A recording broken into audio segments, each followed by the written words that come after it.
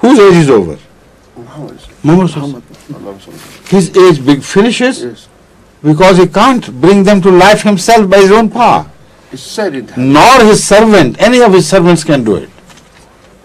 One prophet of God is preserved from the Ummah of Moses, who is referred to in the Holy Quran as Rasulun ila Bani Israel. A small people belonging to a small time, small age, which is finished at the advent of Muhammad Rasulullah Sallam. But this man is preserved.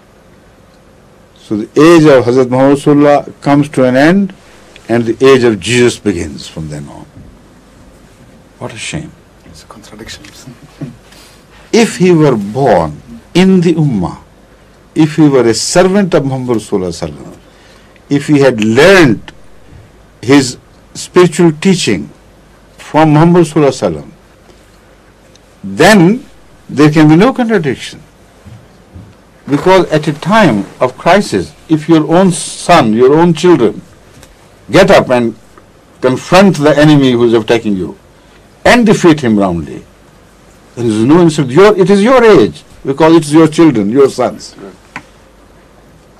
So the word Khatam, now remember, indicates father. So it says his being a father is ageless. He is father to those who are before them, and he will remain father to those who come after him. And it will be his blessing which will continue, and he will not need the help of any previous prophet. But his own sons, his own spiritual children will be able, God will raise from among them somebody who will be able to fight all the evil threats to the existence of Islam. This is why we believe that Hazrat Muhammad Rasulullah is Khatam al-Nabiyyin in every sense. He finished not only the life spans of all the prophets before him, but he also finished them spiritually. And their power, their ability to have spiritual benefit, to show spiritual benefit to others, is no more. It has come to an end. So we believe in the meaning which they suggest, don't we? And they do not believe in the meaning which they themselves suggest. Both the times, in both cases of trial, they wriggle out of it, and somehow they contradict what they believe in. All that they can say, and they say, is that yes, okay, Jesus would come, but it would not be his age, because he would join Islam. He will accept Islam. So he'll be a Muslim. As such, he will be subordinate to Muhammad Sallallahu Alaihi Wasallam. So where is the big objection? We say, was there not a single Muslim left born in the Ummah to be capable of doing that? That is the question. Why to borrow another one from the past and make him Muslim? As if all the Ummah of Islam had died. There was no potent person. This is the issue which still remains. Nobody can evade this. Why should God act like mad, Nauz Billah min zalik?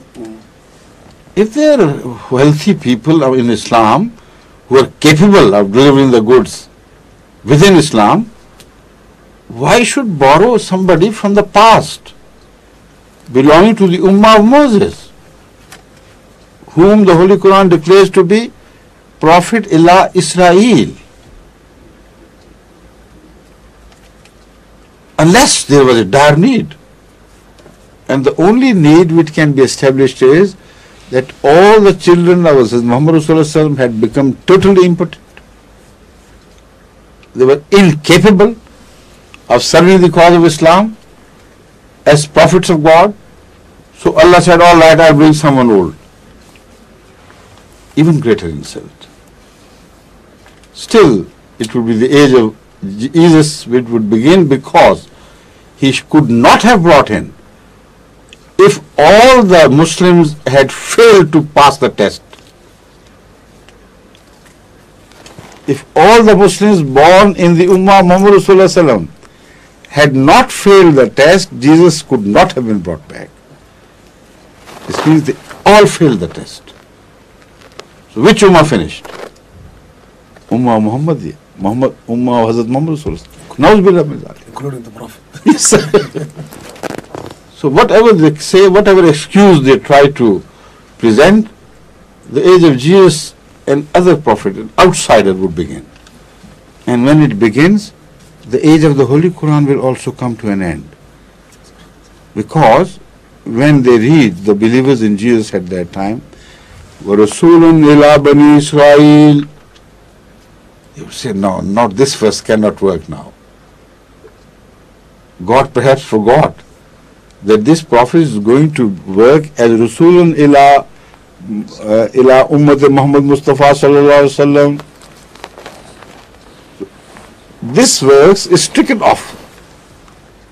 And even if one verse is stricken off, the Holy Quran's authenticity goes overboard. Its validity is no longer accepted. Problem after problem. You understand the point now? Yes. Good. Next question. Hazur, did Nabiyuna Muhammad sallallahu Sallallahu alaihi alaihi wasallam said, Ana Musa, Ana Isa, Yes. Ana Kullul Anbiya, Ana Awwalu wa Akhir. If he did say that, does it reflect the same explanation you gave us? You see, I don't exactly remember the words of that hadith which you have in mind. If you better bring it next time, so I'll read it and let you know exactly what it means. It's not good to guess in relation to the wordings of Hazrat Muhammad Sallallahu Alaihi Wasallam and in relation to the wordings of the Quran. When you know definitely, then you should answer.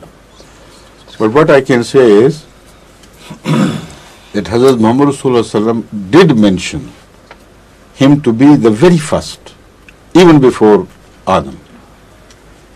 And being the very first, he says, he was Khatam al-Nabiyyin, even when Adam was not yet born.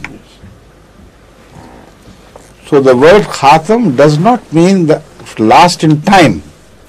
Yes. You see? Yes. That is where such claims help us. It's a timeless thing. Right. He is the father of prophets before him, he will be the father of prophets after him. Yes. None can come Yes. who can have his own different characters other than the seal of Muhammad Sallallahu Alaihi Wasallam's imprint, and yet call himself a rightful prophet. See? Anything else? That's the last question. Nazir, the people of Somalia in Yes, the please. northeast of Africa, We're in time. No, it's all right. Yes, please. Nazir, the people of Somalia in the northeast Africa are in a state of war and confusion by the United Nations and its agencies. As these people are Muslims, what the Ahmadi Islamic movement could offer for assistance? You see, you can only assist those who listen to you. Not to others. If they listen to us, we can do a lot for them with the grace of Allah.